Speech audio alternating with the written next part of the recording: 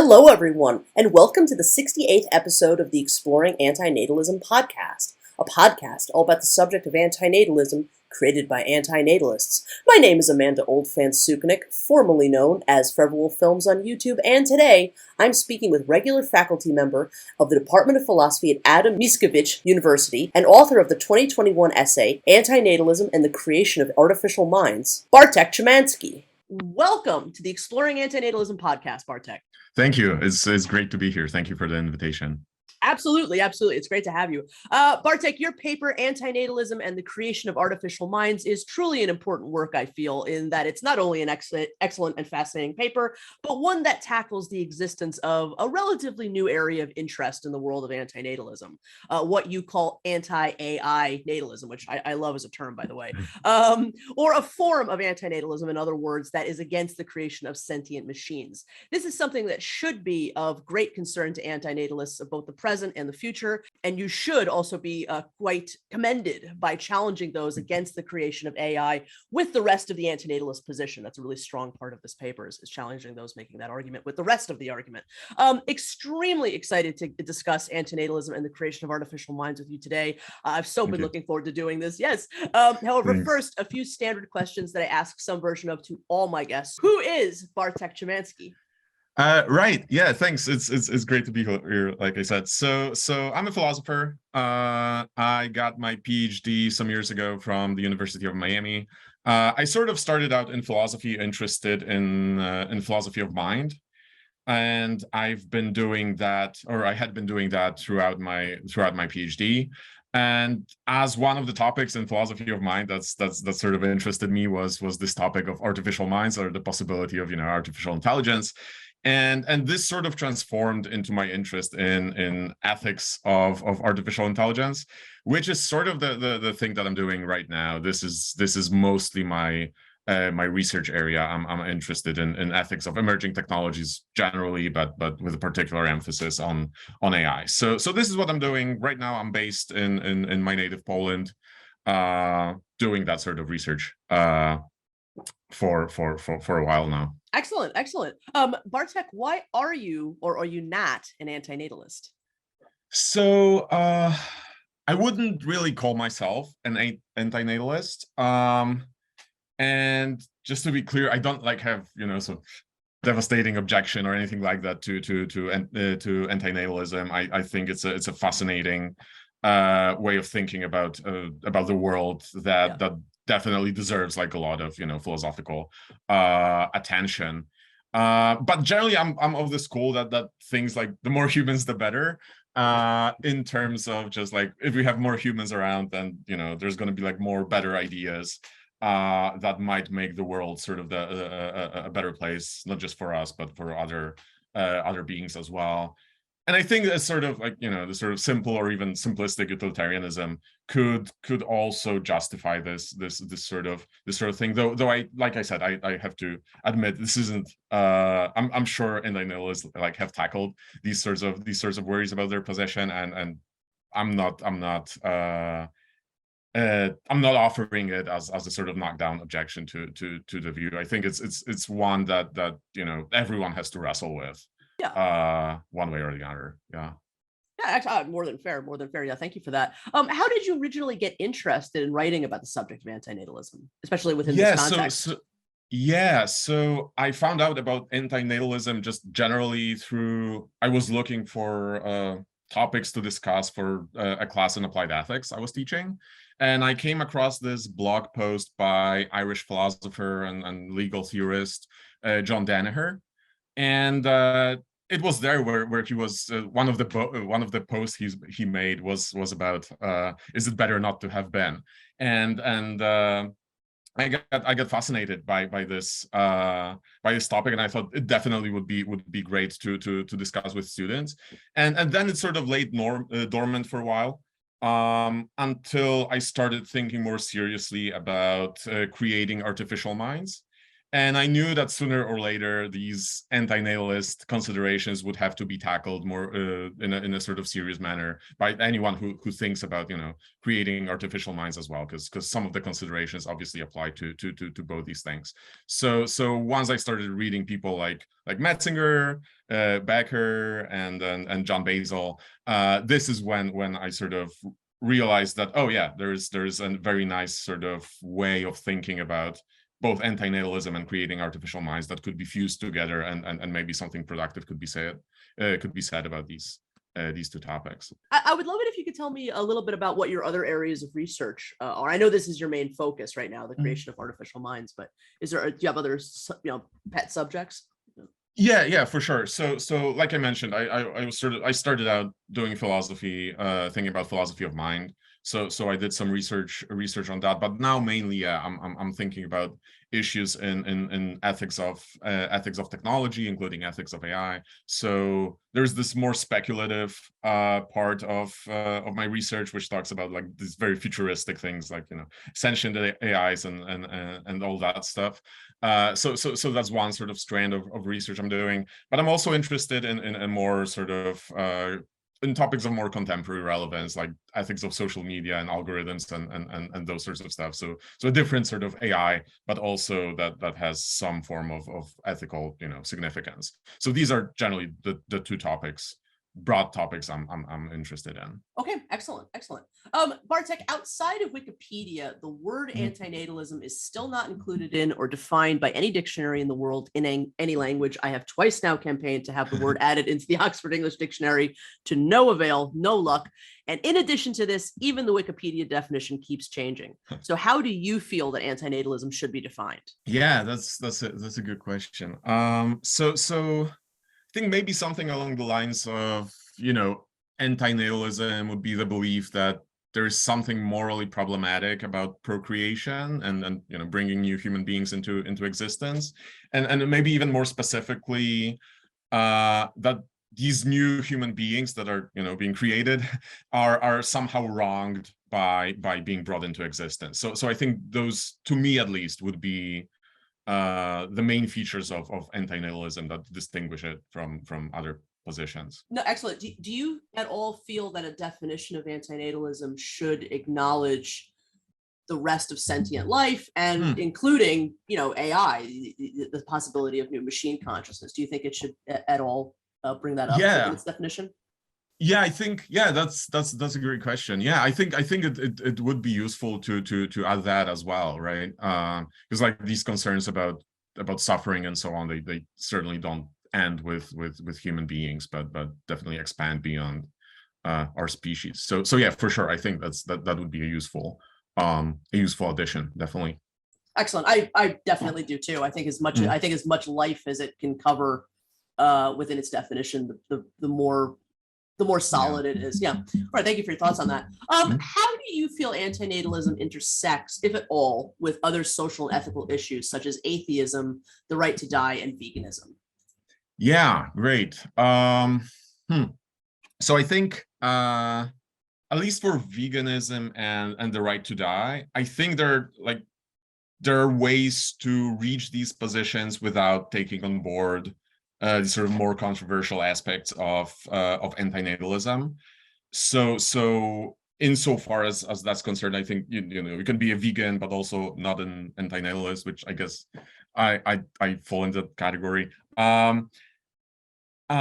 So yeah, but on the other hand, if you already embrace antinatalism, then I think it gives you some sort of additional motivation to also embrace those other views as well, like the right to die and veganism, right? Because like maybe by increasing the demand for meat consumption, we are also increasing the demand for continual breeding of animals, right? And then that's a problem for antinatalist. That raises antinatalist concerns, right? And yeah, with atheism, I think it's sort of interesting, right? Because if you embrace antinatalism and you think that bringing new people into existence is morally problematic, like bringing an entire species into existence or an entire world of sentience into existence would be even more problematic, right? So anti-natalism gives you like extra ammunition for advancing some version of the problem of evil, right? For theists, right? So I think that's an interesting connection here. And also, I'm not familiar with other religions, but I think at least in terms of Christianity, right, anti-natalism is pretty much inconsistent with at least these Christian exhortations to, go forth and multiply, right? Because that seems like Christianity seems to me to be a sort of pro-natalist almost religion, whereas, as a result of that, it's inconsistent with anti-natalism. But this is sort of, I'm by no means an expert on that, so I'm not sure. But those are the thoughts that occurred to me with regards to those questions. Oh, it's quite all right. Thank you for your answers. Actually, that's one of my favorite answers that you just gave to the atheism question. So thank you for that. Yeah, absolutely. I'm always curious how people are going to answer that. I'm glad you bring the religion question up, though. It actually is one of the strangest and most fascinating truths about the history of antinatalism is that there's a very long tradition of Christian antinatalism. There's even been a couple of books written about it, and there, with the sort of theorizing that the earliest church fathers were basically anti-natalist extinctionists who hated humanity and sex and procreation and craved apocalypse. Kierkegaard was kind of a crazed Christian anti-natalist. So it is it does have a footprint in a lot of world religions, which is, again, I just think is fascinating. But thank you so much. Absolutely. All right, well, so excellent. So now let's properly get into the subject of your paper, Anti-natalism and the Creation of Artificial Minds, which was first released in the Journal of Applied Philosophy 2021. Would you mind if I began with reading out the abstract? Yeah, sure, go ahead. All right, abstract.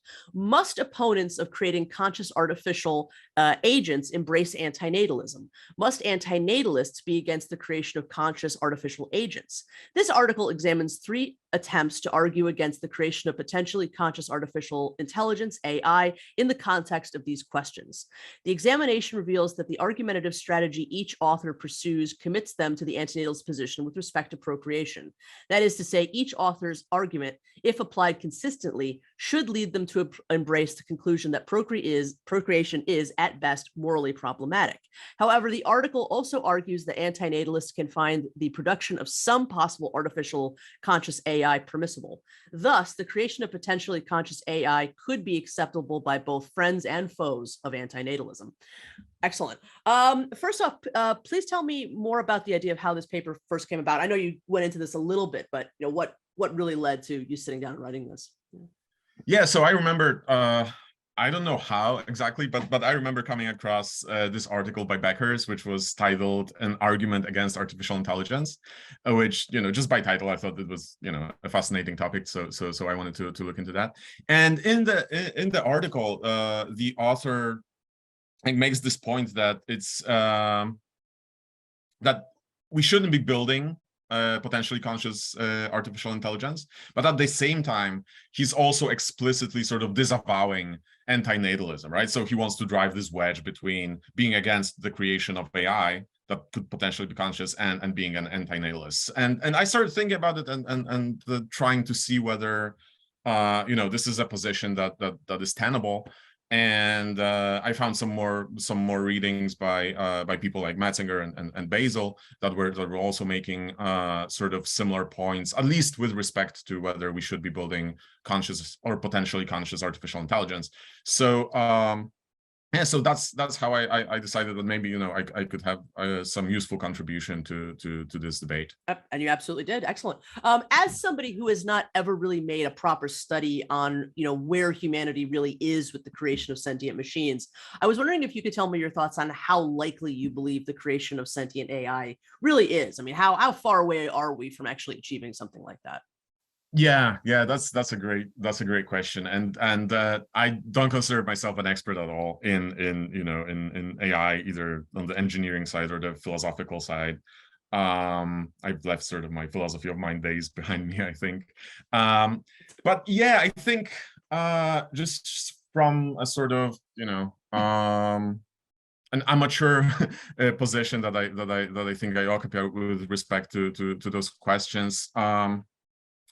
I think like my general take would be that at least the most popular techniques that are currently employed to build AI. So things like, machine learning, deep learning, and so on. There's basically like statistical techniques, like statistical transformations of vast amounts of data, right? And I think most AI researchers and many philosophers that think about these things don't think that this is the route that could take us ever to creating artificial general intelligence, let alone sentient artificial beings. So I'm sort of happy to yield to the experts or on that, right? And certainly, since this is the kind of work that most people, these are the kinds of techniques that most people employ in places like, I don't know, DeepMind or OpenAI or wherever, these most cutting edge places that create artificial intelligence. It doesn't seem like we have any prospects in the near future of arriving at anything like artificial sentience. But I think it's sort of also interesting to note that there was this controversy, I think in the spring or summer of this year, about this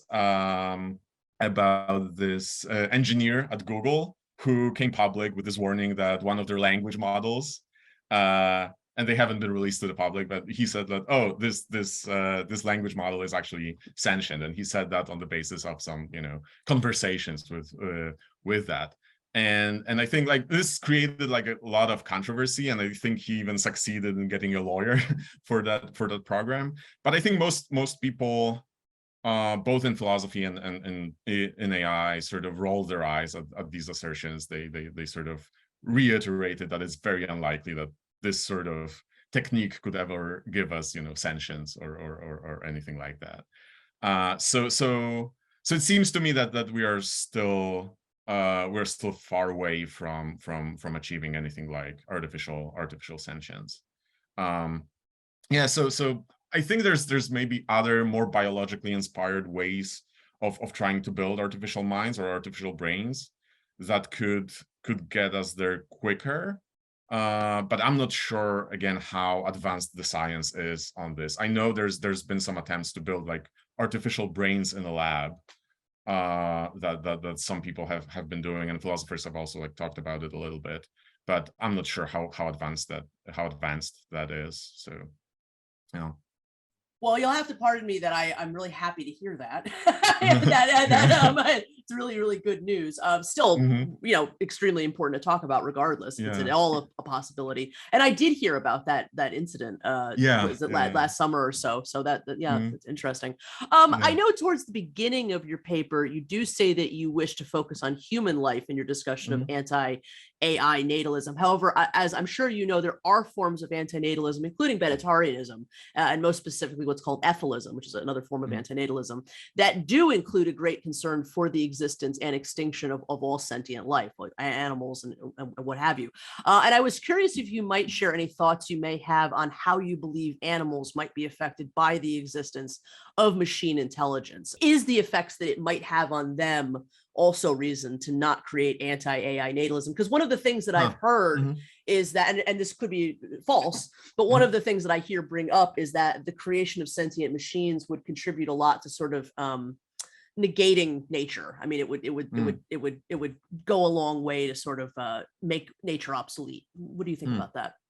Yeah, that's a great question.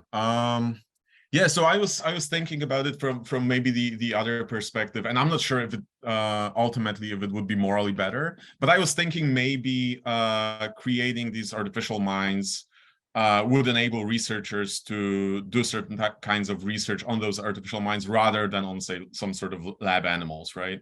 So maybe in that sense, it could be helpful to the lab animals, because I imagine their lives aren't that great. Right.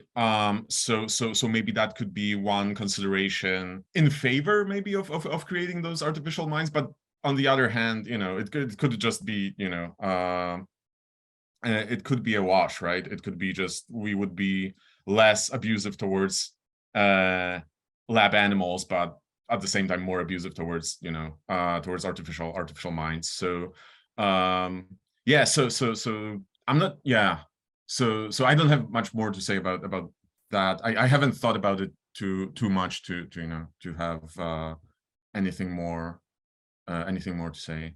No, that's perfectly fine. I mean, that's a great point, though. And in considering whether or not we should create artificial minds, I have thought of I didn't think of that example, but I have thought of all the different ways we could use them, and that's a really tricky line of thought to start to get into, because if they have consciousness and an ability to suffer anything resembling what other creatures do, we shouldn't have the use to enslave. We shouldn't have the ability and right to enslave them. Right. Their suffering would be just as legitimate. And it's just kind of an interesting thing, I suppose, psychologically, to fall into, that because they're machines, we wouldn't be able to empathize with their suffering all of a sudden, even maybe as anti-natalists. I don't know. It's just, it's a lot to sift through. So thank you for that. People like Thomas Metzinger, who we'll speak more about shortly, do call for moratoriums on the development of sentient AI until we have a better idea of what's going on. In your opinion, Bartek, how strong is this voice of caution in the world of those interested in the creation of AI? Is it common? Is it uncommon? Yeah, great question. I'm not sure. So the way I sort of view or the way I read people that are interested in creating AI, like their main concern is is super intelligence, right? And the safety of creating super intelligence. I'm not sure how many people really, and I think it's mostly like a concern of philosophers and not necessarily like practitioners, about the sorts of the interests of AIs themselves. I think it's definitely more of a philosophical or dare I say academic concern, rather than something that practitioners of AI care that much about, maybe with the exception of the Google employee that we talked about earlier, right? But I think most people don't really think of this as a live possibility that should occupy too much of their minds.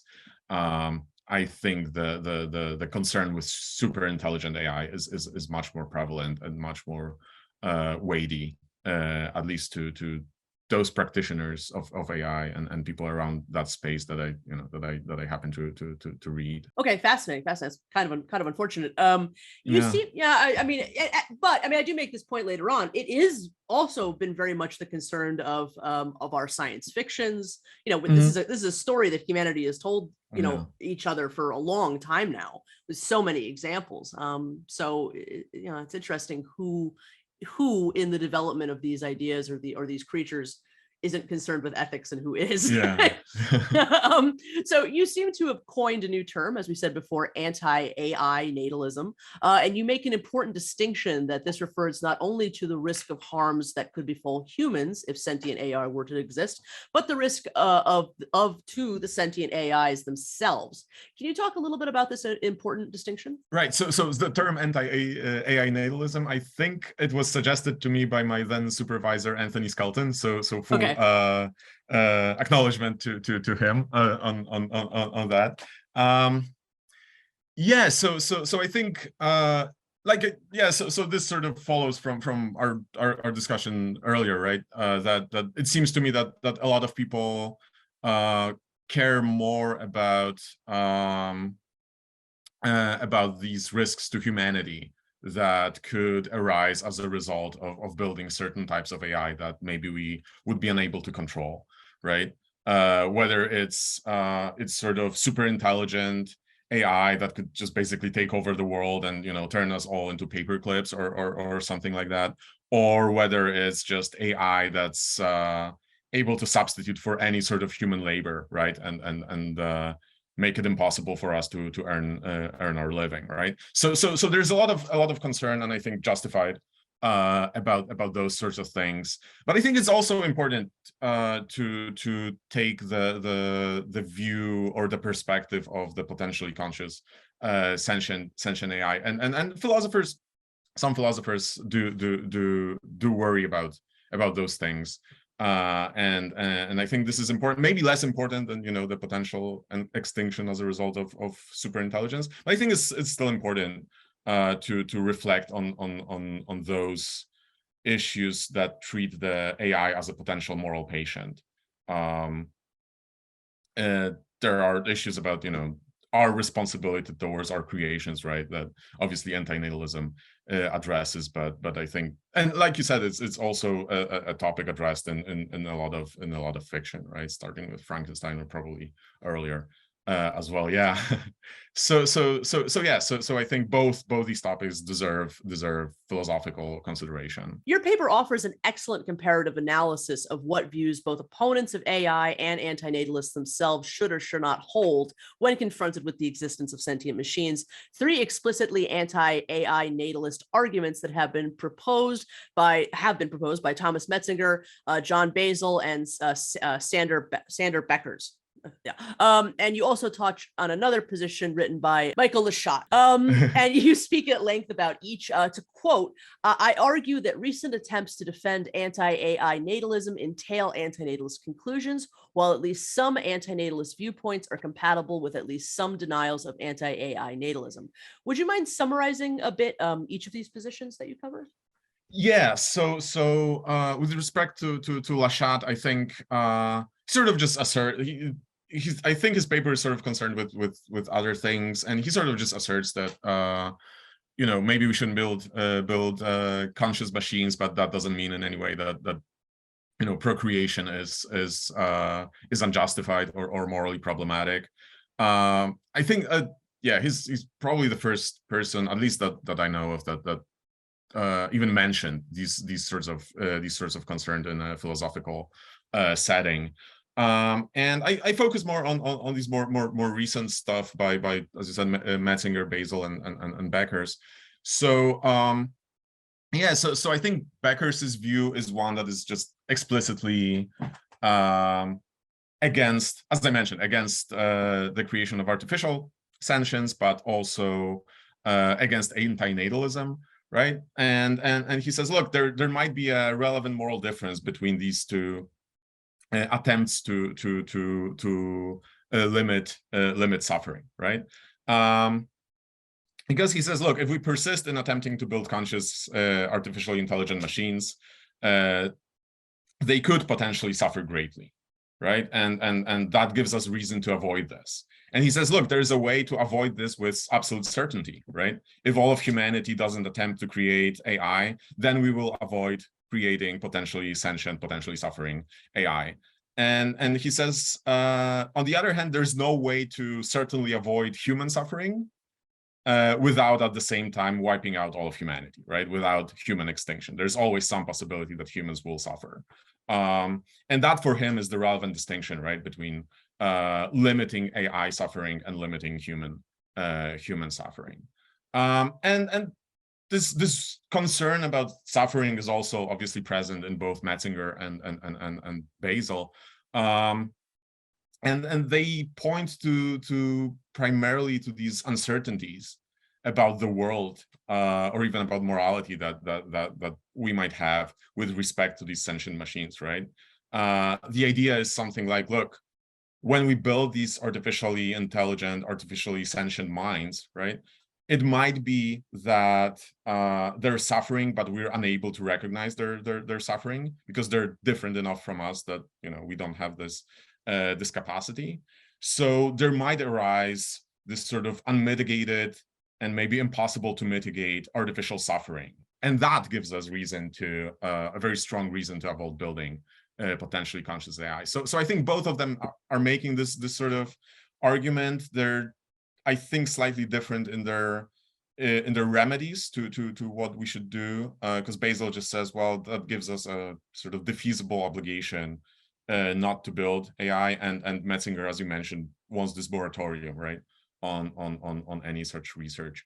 But I think when it comes to why they're concerned about artificial minds, that's the reason, that we will not be able to recognize artificial suffering. So starting with Thomas Metzinger's 2017 essay, Benevolent Artificial Antinatalism, BAAN, I think is how you pronounce the acronym, which I have to say, I have a very vivid memory of when this was first released and of the really pretty big reaction that it received within the antinatalist community. Metzinger believes that given that we don't understand enough about the mind yet, that it's very likely we would end up creating machines that suffer, and that we should not risk that suffering suffering based upon a principle of what he called negative synthetic phenomenology, NSP, meaning, and I quote, "We should not deliberately create or risk the emergence of conscious suffering in artificial or postbiotic agents unless we have a good reason to do so." I think he's right, of course. And I think this, to my ears, is a very strong anti-natalist argument,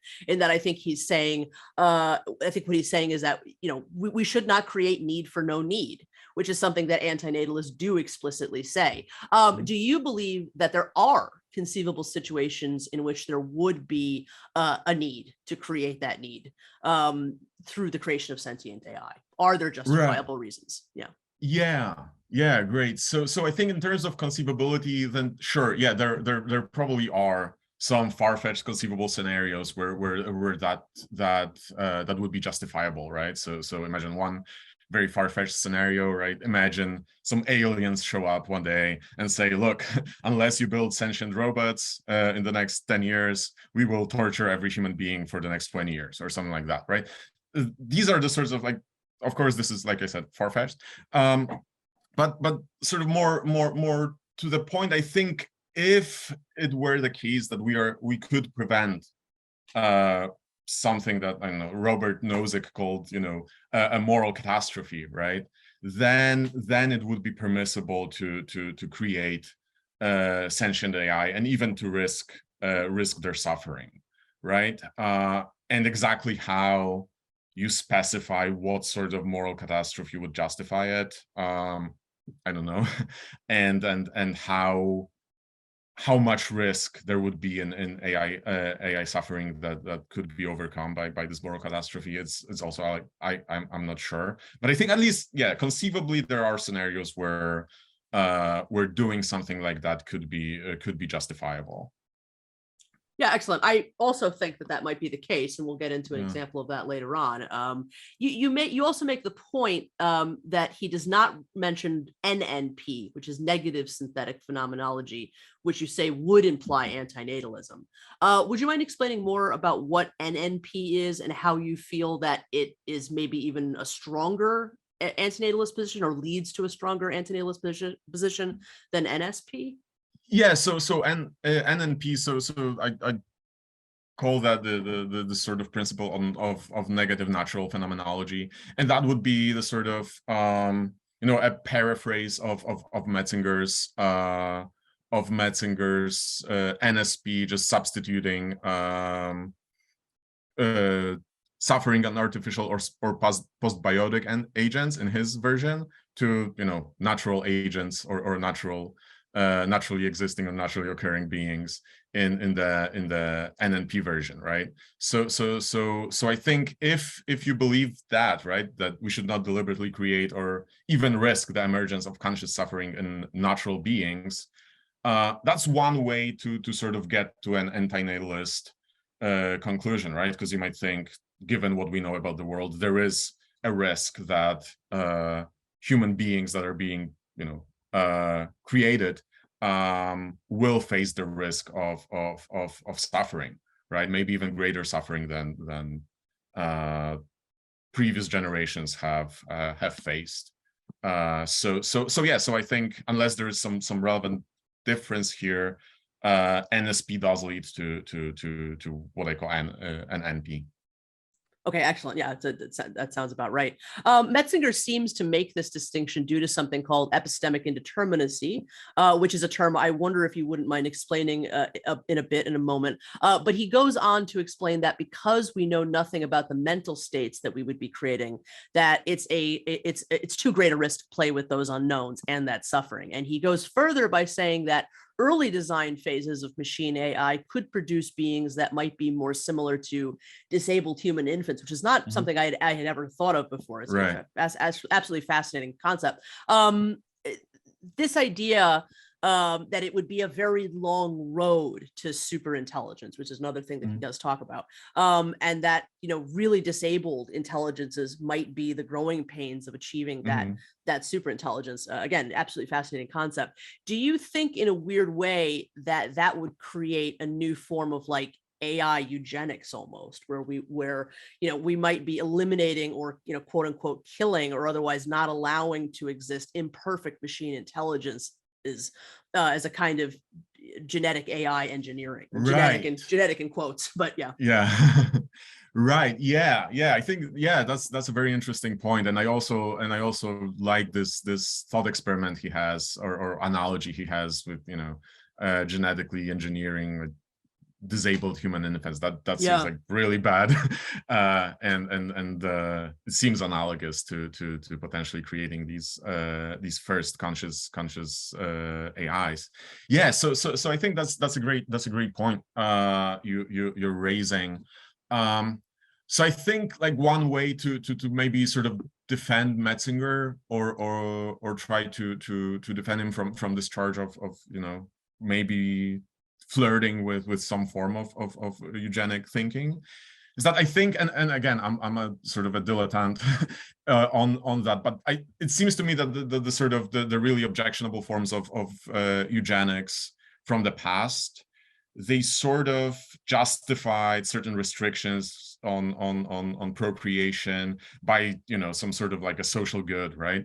The good of society, right? So if I understand right, one of the arguments was that maybe society as a whole would be better off if certain people were sort of prevented from procreating, which obviously to us seems morally obvious, right? And I think maybe Metzinger is more concerned solely with the potential well-being or lack thereof of these individual AIs that would be created, right? So he doesn't really care. He doesn't think that, oh, it's because the society would be worse off that we should prevent these AIs from being created. It's because those AIs would be like very badly off that we should not be creating them. Yeah. So I think there might be a way to try to defend them from going down this path of having eugenicist undertones to his argument. I actually think, maybe I'm wrong, I could very well be wrong, but I actually think if that were to be a possibility, that would probably be another stopping block for him. I can't imagine that he, based on his other arguments, I can't imagine he would be for that. So yeah, thank you. Yeah. Consent is, of course, a huge subject in antinatalism. It's one of the three main philanthropic arguments for antinatalism. How, if at all, do you think consent plays into any of this? If they can suffer, is there a risk associated with their creation? And let me say that again. If they can suffer, if there is risk associated with their creation, then like humans, do they have do we have a right to create them without their consent? Yeah, that's a great question. That's definitely one to wrestle with. So I also talk about this kind of concern in a different paper on responsibility for AI. Excellent. And generally my thought on it is that so the question is, the sort of consent is metaphysically impossible, right? As obtaining consent is metaphysically impossible because the being we would ask for consent does not exist. And I was wondering, like, we have some work in bioethics, right, where people have been thinking about what to do when we have to do something to say a patient, right, arriving at a hospital, when they're also not able to provide consent. Maybe they're a very small child, or they're unconscious, or they're sort of severely mentally disabled, right? And bioethicists came up with several sort of substitute versions of substitute moral considerations to determine what to do in those situations. And I think one that is most applicable to our concern with AIs would be to sort of think about the best interests of AI. Would it be in their best interest to sort of be created, right? Just as if an unconscious patient arrived at a hospital and there was no way of figuring out what that patient would have wanted done to him or her, right? Then the best way to proceed would be to consider what would be in that person's best interest. And I think we can sort of try and figure out what would be in the best interest of these potential AIs that we are creating, since obviously we cannot ask them for explicit consent. So that's, I think, one way of trying to sort of address these concerns about consent. Okay, thank you very much for that. I have to imagine that the major difference here is that, you know, in medical ethics, we're dealing with people that already exist. They have a sentient welfare that has to be shepherded or maintained in some sort of way. But with beings that don't exist yet, you know, is there any argument to be made that bringing them into existence is for their benefit at all? Right. Which, you know, we could spend many hours debating, but thank you so much. Exactly. Thanks, Larry. Great Absolutely. Metzinger also points out that we, the creators of such machines, might be incapable of understanding or even perceiving of the suffering that our new sentient AI children might be experiencing, which is a horrifying thought, and that it's likely that we would have no ability to help them. We wouldn't be able to perceive of it. This is yet another, again, terrifying thought. How can we possibly justify taking this chance when there's so much evidence? We seem to already not have the easiest time accurately and effectively conceptualizing the suffering of real children now. I mean, yeah, that's a great point. And I think it's definitely true. It's a worrying thought for anybody that wants to sort of advocate for at least the sort of conditional permissibility of creating artificial minds. So one thing I think I could say to maybe push us towards a more optimistic direction is to note that at least in some respects, we seem to be sort of getting better at realizing that there are other beings out there who could suffer. Right? There's like serious research on questions like whether fish or crustaceans or insects can feel pain, right? And I think right now pretty much everyone would agree that beings such as mammals in general certainly do feel pain, and that this sort of creates at least some obligations in us. So I think we are sort of trying to expand this moral circle, right? Like I think it's Peter Singer that said that, right? So we're trying to expand this moral circle to include more and more beings, and realizing that you know, pain and suffering lurk in places where previous generations of very smart people, like, you know, Descartes infamously, right, didn't realize there was suffering. So I think there is at least some reason for optimism that we would be at least motivated to try to find whether, you know, are we really causing suffering to these new beings that we're creating. In Ban, Metzinger, of course, also writes quite a lot about how sentient AI might eventually possess a superintelligence that then could pose an extinction risk. And by the way, I can't really tell if he thinks that would be a good or a bad thing. If Metzinger is indeed an anti-natalist, it could go both ways. He could be an extinctionist. We don't know. Does extinction risk play into your own feelings in regards to not taking chances with AI? Yeah, so I think I would classify myself as non-extinctionist, and yeah, it's definitely like a terrifying sort of dread-inducing thought of the prospects of superintelligence being this sort of doomsday device that could wipe out humanity. So that, I think, is definitely a serious, and perhaps the most serious concern that we should have with respect to work on artificial intelligence. So I think there is definitely for us, or at least for some people, that's definitely something that should play into our thinking of whether, you know, research in AI is permissible, or how far it should go. One thing to maybe take some comfort in is that there's tons of people, like very smart people, that work on this thing called like AI safety, right? Which might raise at least somewhat our chances of surviving this intelligence explosion, right? So there is that, but I can't say from where I'm sitting right now, like how likely it is that they'll succeed, and if this super intelligence is built, that it will be built in such a way that it, doesn't cause suffering and extinction to all of us, right? Right. And I mean, conversely, this is one of the reasons why a lot of antinatalists really like Ban, right? Because, but we'll get into that in a little bit. You conclude your section on Ban by diagnosing that Metzinger's anti-AI natalism leads to anti-natalism, and I agree with you. Just wanted to say that. Can't really realistically see how it does not. Moving on to Basil. Basil believes that there's a very high probability of conscious or unconscious mistreatment of those sentient beings that we may create. You've spoken a little bit about this already, but can you explain his position on this matter a little bit more? Yeah. So I think what John is worried about is that there's like at least three distinct possibilities why mistreatment might occur, right? So on the one hand, as with Metzinger, he worries that we might just be ignorant of the empirical facts of the matter, right? We will be ignorant of whether these machines actually are in fact suffering or not. And that would be problematic. But it could also be the case that we're sort of ignorant of our moral obligations towards this new class of beings, right?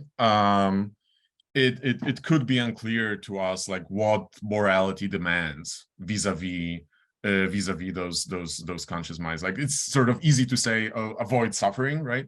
But what exactly it means, what exactly it translates to in terms of practice, that's less clear. And Basil says, well, we might be sort of suffering from this moral uncertainty as well. And I think he also says, look, human beings could just be, too selfish or too inconsiderate to take seriously into account the possibility of machine suffering, right? And that's another reason why we should be skeptical. And since there's no like institutions overseeing the treatment of AI, at least right now, right? As unlike in research on humans or animals, that is another reason to worry that the researchers will not have an incentive to actually care about the interests of these AIs. So at least to my mind, these are the points that John is making in this in his paper. Thank you. And I do think that those are extremely salient points. Having said that, I admit I don't have much else to say about Basil's idea here, only that I think the points he makes about this mistreatment is enough, for me at least, to not take these risks. And more than that, human beings do possess a frailty in our ability to empathize with other people or creatures, especially those that are not in some way familiar to us. That are outside of ourselves. We really do have a weakness in our empathy. And again, this narrative is something we've been warning ourselves about for a very long time now. I mean, Frankenstein, I'm a complete nerd. So Astro Boy is another one that comes to mind in a big way. That's all about, not being able to empathize with machines. And you've given your thoughts on that a little bit. I mean, do you have anything to add in regards to any of that? Yeah.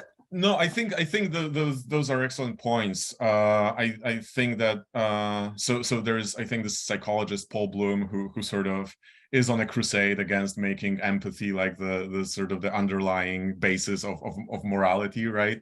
And I think those are exactly the points that support his case, right? That empathy is sort of to an extent arbitrary, right? And limited.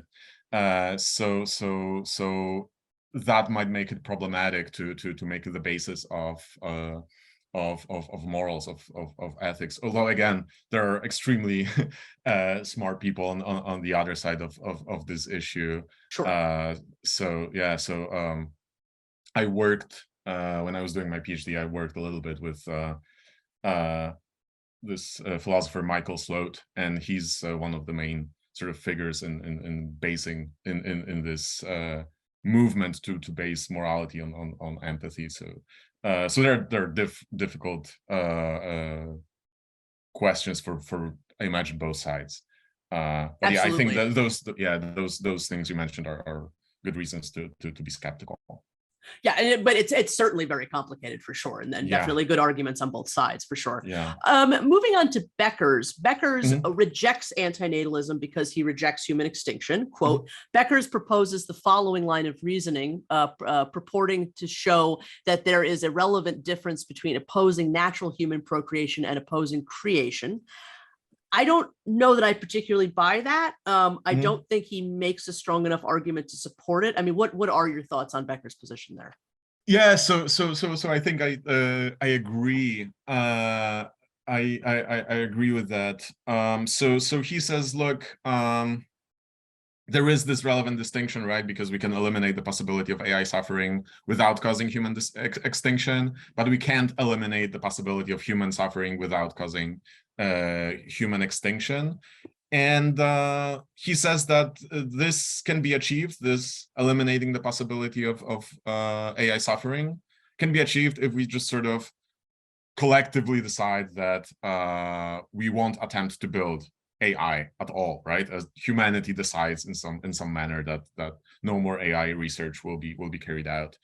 And I just don't think that's true, that once we do that, there is no possibility of AI suffering, because like, and again, these are like logical possibilities. So Right.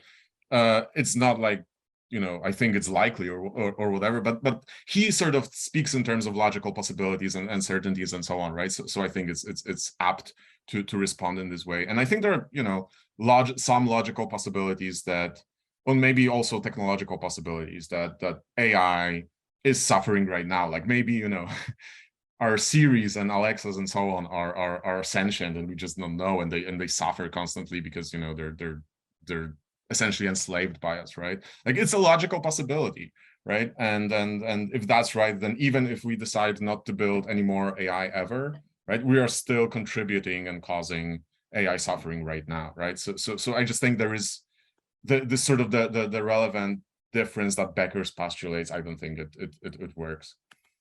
Yeah, thank you for your thoughts on that. Sorry, this is a bit random. I hadn't thought of this until just now, but are you familiar with the work of Brian Tomasic at all? I mean, he makes arguments about how, like, we really shouldn't kill characters in video games because there might be some rudimentary, consciousness there, or No, I'll have to check it out. No, I haven't.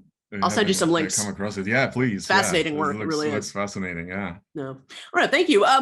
Beckers also believes that AI super suffering is certainly avoidable, as he says, but that avoiding human suffering is not avoidable except through human extinction. And actually, I think he's quite brave to say that, as most are not willing to admit that extinction is the only true way of ending suffering. I mean, there's a lot of cognitive for most people, they can't admit that, which is, avoiding AI super suffering is compatible with humanity's survival, but that a full avoidance of human suffering is not. Do you agree with Beckers that avoiding AI super suffering is indeed avoidable?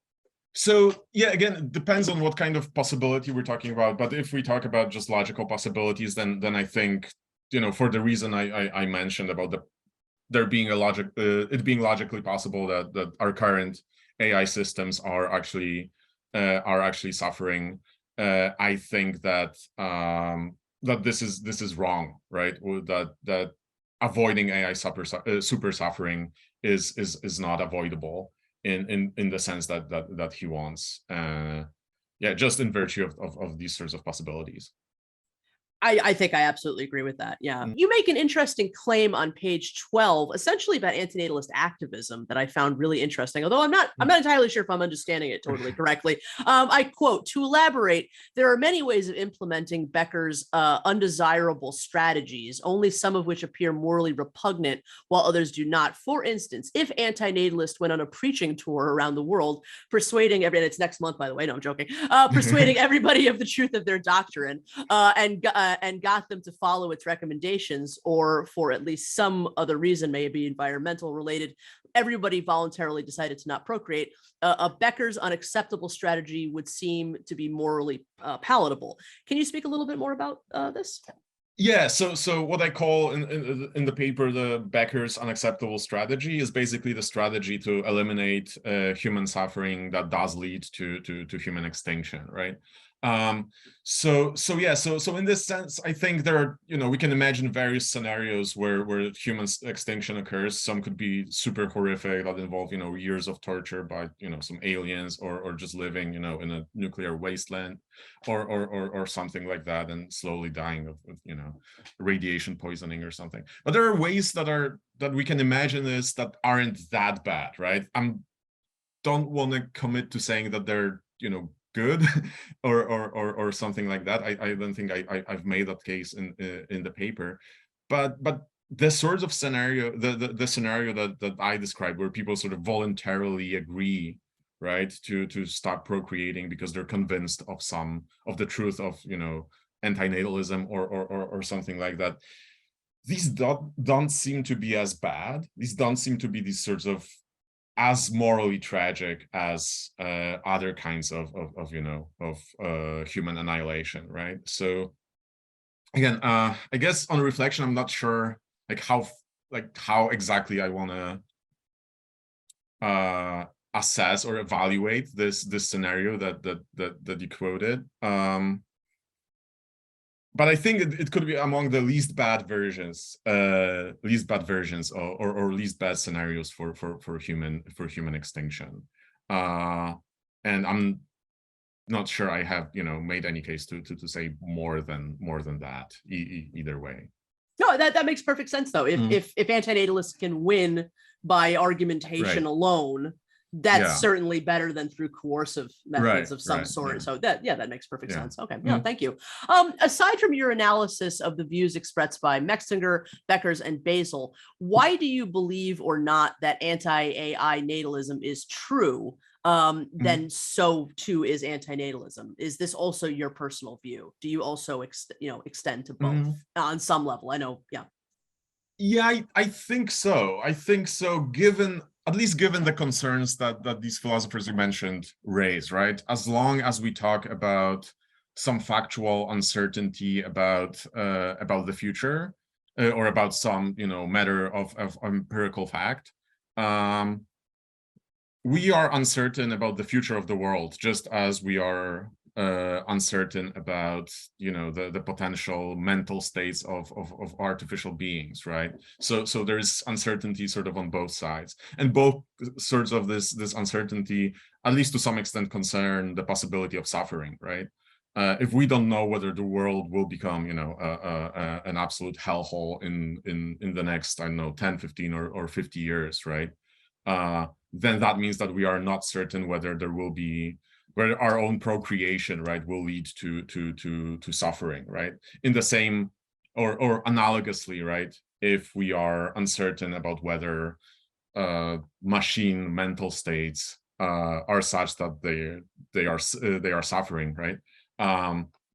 Then the sort of by parity of reasoning, it's the same sort of, at least from the moral perspective, it seems to me it's the same sort of uncertainty. So as long as you base your case against or for anti-AI natalism on these questions of, well, we don't know exactly what kinds of mental states these machines will have, and whether there will be instantiating suffering, then I think anti-AI natalism leads to anti-natalism. Yeah, more than fair. No, thank you so much. The fourth part of your paper is entitled "Must Anti-Natalists Be Anti-AI Natalists?" And that is, of course, of supreme interest and importance to me personally, for reasons that are probably obvious.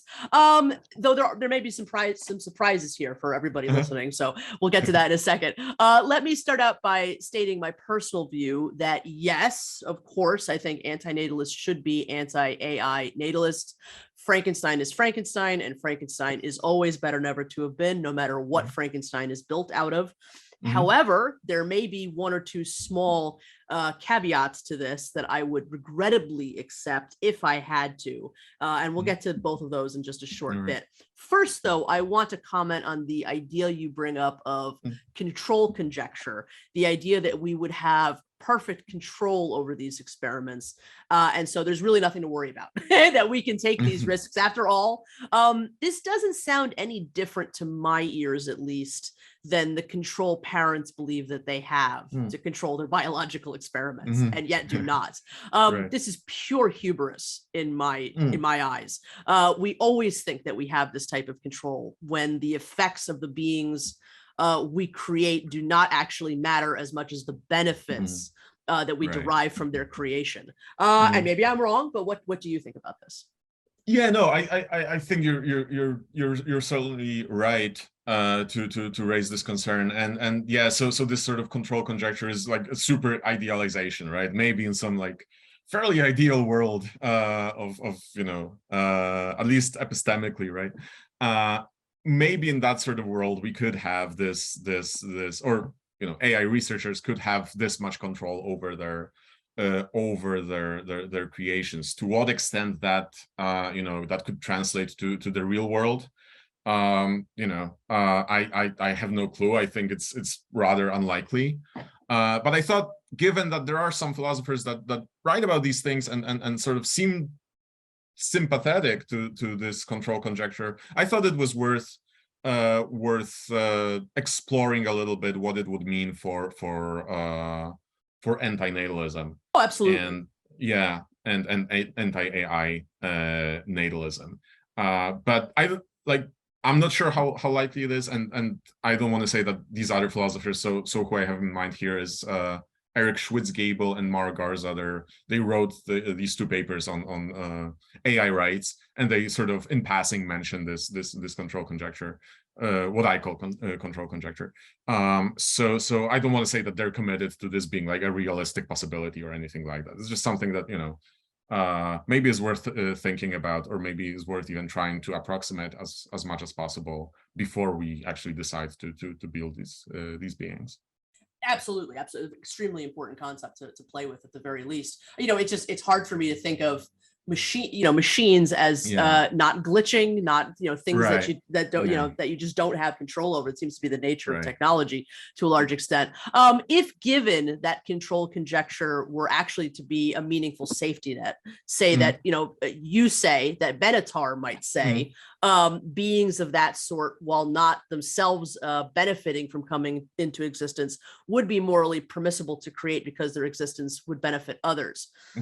And I would say possibly, even though that sounds an awful lot like the creation of sentience for the express purpose of slavery. To me, I always think that the creation of sentience is a form of slavery, but this in particular, because we would be creating them specifically for a use. But could we justify that slavery in some instances? And I think that at least in one, granted, I would have a lot of extra questions. Where do I consider pushing this particular button? The circumstance is this, though. The only scenario where it might be worth it in my mind is in an antinatalist phased extinction scenario. So there are two major dilemmas in antinatalist extinctionist scenarios regarding the suffering of the final generations, who would not have enough people in existence at that point to perform the necessary duties of care for those still alive. And then there's also this possibility that we would have to create, to literally procreate one or more generations to assist with the end, which is, a horrifying thought for an antinatalist. If given, you could prove the infallibility of control conjecture, and we could create machine beings who possess sufficiently intelligent enough to fill those needs, yet are acceptably non-sentient enough to suffer. Maybe they have some capacity to suffer, but it's at a level that would, I don't know what that acceptability would. I mean, I won't eat a mollusk, so because I don't want to take chances. So, but regardless, just in terms of this thought experiment, then maybe I would possibly say we would even go as far as to have a moral obligation to create those creatures. I don't know. But I have no idea if this happy medium would be possible. I would hate it. I would also likely not say yes unless some sort of infallible self-destruction mechanism was also included in these machines that go off once the last human dies. I know you're not an extinctionist, first of all, but I mean, what do you think about the possible acceptable breach of anti-AI natalism under this circumstance? Yeah, so I think so I think in this scenario that you described, that seems to be permissible, right? From within the anti-AI natalist framework. So one thing that maybe I could add is that maybe, you know, once we are at the technological level of being able to build these sorts of sentient machines, maybe we could also be able to build a completely non-sentient machines, right? To take care of this last generation of human beings, right? And maybe that would be more acceptable, when we could just create these, you know, philosophical zombies, but in real life, right? So it seems to me like if we are at this sort of stage of technological development, then I think it is likely that we could also create absolutely non-sentient beings to take care of that. So maybe we wouldn't necessarily have to you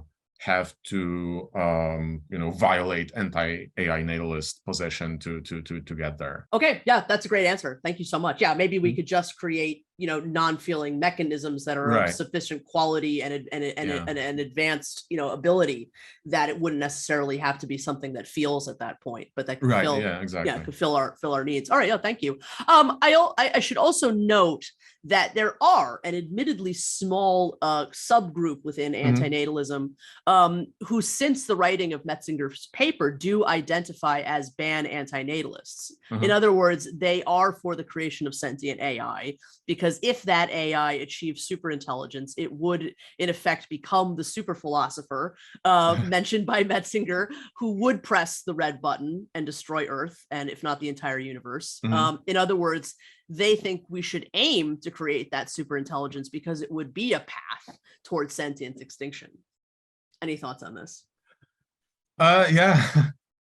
That's so it's sort of interesting, right? Because I've been sort of recently reading a bunch of blog posts on AI safety, and it's sort of interesting to see that there's people who would sort of embrace this lack of safety in superintelligence, right? That could lead to human extinction. It's interesting.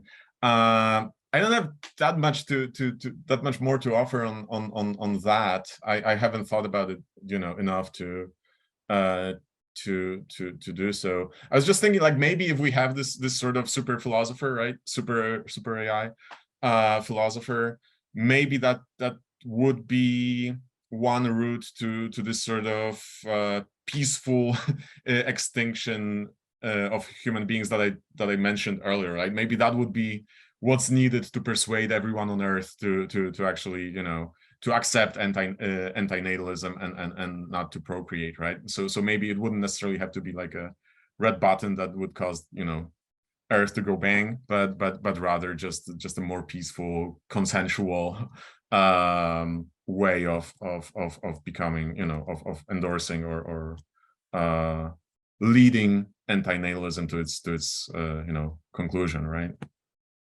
Yes. All right. Yeah. Fascinating thoughts on that. Yeah. I mean, I just want to say, and I don't exactly have the correct language yet. I've been working on it, but I don't exactly have the correct language yet to describe this, but it does seem that extinctionist antinatalism does have a totally inverted sense of X risk than the rest of humanity. And so okay, well, thank you. Let me clarify that I don't entirely disagree with ban antinatalists. I do think that the pressing of the red button would be the best outcome for sentient life. And I do think that humanity has an obligation to seek out graceful extinction methods. However, though I am a sentient extinctionist, I feel that ban methods is a roundabout way of getting there, and spills too much milk along the way to be acceptable. To me, this isn't much difference than an extinction that would be brought about through overpopulation. Like, if we have as many children as possible, it will kill us. I mean, that is a path towards human extinction, at least, but it's also abhorrent and and not something that I would at least vote for. So, I mean, I don't know if you have any thoughts on that, but it's definitely a point I wanted to make. Yeah, no, I think you're definitely right. It does seem to be a way of achieving the anti-natalist goals that does seem roundabout, as you said, that maybe there's better, more efficient ways of achieving those same outcomes. And you never know, right? With there's always the risk that the super intelligent AI will be sort of more benevolent towards humanity and sentience, and will not lead to graceful extinction, right? So there's always that risk to take into account if you're for an extinctionist, right? Right, exactly. We don't know whether there'll be the super negative utilitarian or not. Right. What has the response to anti-natalism and the creation of artificial minds been like? Have any of the philosophers that you wrote about within the paper commented on the essay? And have you received much response from the anti-natalist community? Not really. There hasn't been much, at least to my knowledge. I don't think they've sort of said anything in print. The three people I talk about. Thomas Metzinger sent me an email after the publication, just alerting me to a different paper he had written on this topic that I wasn't aware of at the time of writing. But that was about the extent of the response so far from the academic world, but I know, like, it sort of grinds slowly the mills of academic publishing, so it could happen. But yeah, so far there hasn't been much interest from academics on that. Well, I certainly hope that will happen. And I hope that the anti-natalist community will chime in a little bit more strongly in the future. Audience, where the comment section is. Let us know what you think of this paper and this interview and the subjects that were brought up. Bartek, what are you working on currently? So right now, I have some papers out and about on ethics of social media and the sorts of ethics of misinformation and things like that, because I sort of like I said, I'm exploring two aspects of AI ethics generally, the more speculative and the more down to earth, and right now I'm more focused on the down to earth stuff, so I'm thinking about those sorts of things at the moment, like ethics of misinformation online. Excellent. Do you think that the subject of anti-natalism will continue to play a role in your future works? I think certainly, as long as I sort of try to think about the permissibility or otherwise of creating artificial minds, then I think it's inevitable that anti-natalism will crop up now and again as a sort of important consideration to wrestle with, to take into account. Excellent. Well, I'll be looking forward to that. Where can people find you on the internet, and how can people best support your work? So I have a profile on ResearchGate and on philpapers.org. So if anyone just Googles my name, Bartek Chomanski, those are the profiles that will show up, and people can like contact me from there and download. Many of my papers are available over there. So I think those are the best ways to access that. All right, excellent. Well, Bartek, it's a fascinating paper. I really think that, yeah, absolutely. I think you've really done something very important here. I hope that this is a subject that more people will continue to write about, continue to develop. But I think you've made an extremely important contribution to this conversation. Thank you very much. That's very kind of you, and thank you for the invitation. It's been great. Absolutely, thank you so much for being my guest today on the Exploring Antinatalism podcast. Thank you so much. It's been amazing. Check out Bartek's profile on both ResearchGate and philpapers.org and read his paper Anti-natalism and the Creation of Artificial Minds, links below. Thank you for listening to the Exploring Antinatalism podcast. This has been Amanda Oldphan Sukenick. You can find me on the YouTube channel Anti-Natal Wolf. Keep up with my daily antinatalist news updates at Antinatal News on Twitter. Please follow the podcast on Facebook, Twitter, Instagram, and YouTube. You can listen to the podcast on Apple Podcasts, Google Podcasts, Buzzsprout, Stitcher, SoundCloud, Amazon.com, RSS feed, and so many other platforms. Email me at exploringantinatalism@gmail.com. The podcast's website, www.exploringantinatalism.com, was designed by the amazing Visions Noirs. Please follow him at www.bionoir.com and also follow him on Instagram. Logo art by the amazing LifeSucks. Subscribe to him on YouTube and check out his merch at www.etsy.com/shop/LifeSucksPublishing. Music by the wonderful I Doubt It. Subscribe to him on YouTube and check out our collaborative project along with our friend EFIL WV, The Right to No Longer Exist, which includes the podcast, The Right to No Longer Exist, A Right to Die podcast. All the best, and bye for now.